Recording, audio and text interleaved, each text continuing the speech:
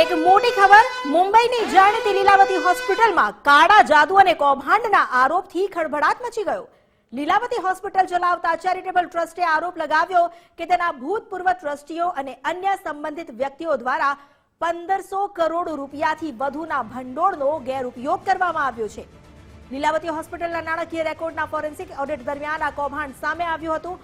આ ઉપરાંત executive director Parambir સિંહે આરોપ લગાવ્યો છે કે ભૂતપૂર્વ ટ્રસ્ટીઓએ હોસ્પિટલ પરિસરમાં વર્તમાન ટ્રસ્ટી બોર્ડ સામે કાળા જાદુ કરાયા છે। લીલાવતી હોસ્પિટલમાં વર્તમાન ટ્રસ્ટીઓ દરરોજ જ્યાં બેસે છે તે ઓફિસના ફ્લોર નીચે હાડકા અને માનવ વાળથી ભરેલા 8 કળશ દટાયેલા મળી આવ્યાનો દાવો કરવામાં આવ્યો।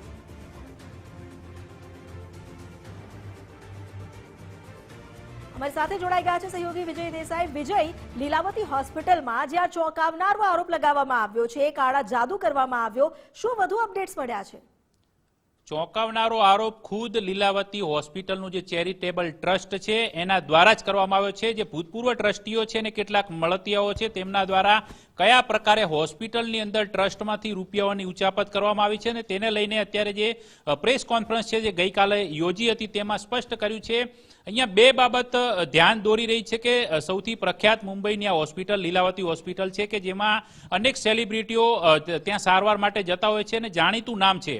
પરંતુ આ હોસ્પિટલ જ્યારે બાંધવામાં આવી હતી ત્યારથી લઈને જે ટ્રસ્ટીઓનો વિવાદ ચાલતો હતો જે 2016 સુધી ચાલ્યો હતો ને ત્યારબાદ 20 વર્ષના શાસનકાળ દરમિયાન જે ભૂતપૂર્વ ટ્રસ્ટીઓ હતા તેમના દ્વારા અનેક રીતે આર્થિક કૌભાંડ આચર્યા હોવાનો દાવો ખુદ એક્ઝિક્યુટિવ ડિરેક્ટર છે પરમબીર સિંહ તેમના દ્વારા કરવામાં આવ્યો છે।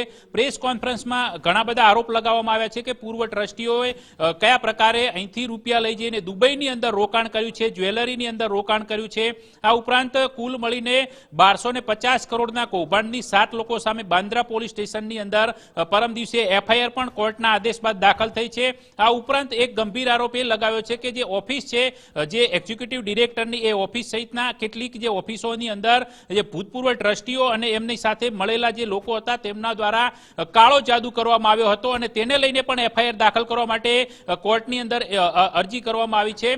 જે દાવો હતો કે કાળો જાદુ કરવામાં આવે છે તે પ્રકારે જે કામ કરતા લોકો પાસેથી વિગત મળી હતી ને તેના આધાર પર એ જે ઓફિસ છે તેની અંદર ખોદકામ કરતા 8 જેટલા કળશ મળી આવ્યા હતા। એ કળશની અંદર માનવવાળ ઉપરાંત હાડકા સહિત ચોખા કંકુ સહિતની જે વિધિમાં વપરાતી વસ્તુઓ મળી આવી હોવાનો દાવો છે તે પરમબીર સિંહ દ્વારા જે એક્ઝિક્યુટિવ ડિરેક્ટર છે લીલાવતી હોસ્પિટલના તેમના દ્વારા કરવામાં આવે છે। એટલે આ ઉપરાંત સૌથી અગત્યની વાત છે કે આટલા કરોડોનું એટલે કુલ મળીને 1500 કરોડ રૂપિયાનો જે ગોટાળો છે જે ફોરેન્સિક ઓડિટની અંદર સામે આવ્યો હોવાનો દાવો કરીને અત્યારે ઈડી સમક્ષ એ રજૂઆત કરવામાં આવી છે કે આની અંદર ગુનો દાખલ કરવામાં આવે અને મની લોન્ડરિંગનો એક્ટનો જે ગુનો નોંધીને જે ભૂતપૂર્વ ટ્રસ્ટીઓ છે કે જેમના દ્વારા આ પ્રકારનું કૌભાંડ આચરવામાં આવ્યું છે તેમની સામે લીગલ કાર્યવાહી કરવામાં આવે તેવી માંગ કરવામાં આવી છે। પરંતુ હાલ ચર્ચાનો વિષય એ બન્યો છે કે જાણીતું નામ લીલાવતી હોસ્પિટલનું છે ત્યારે તેની અંદર આ પ્રકારે કાળો જાદુ અને કૌભાંડ ચાલી રહ્યા છે તેને લઈને અત્યારે ચારેકોર ચર્ચા એક જ જામી છે।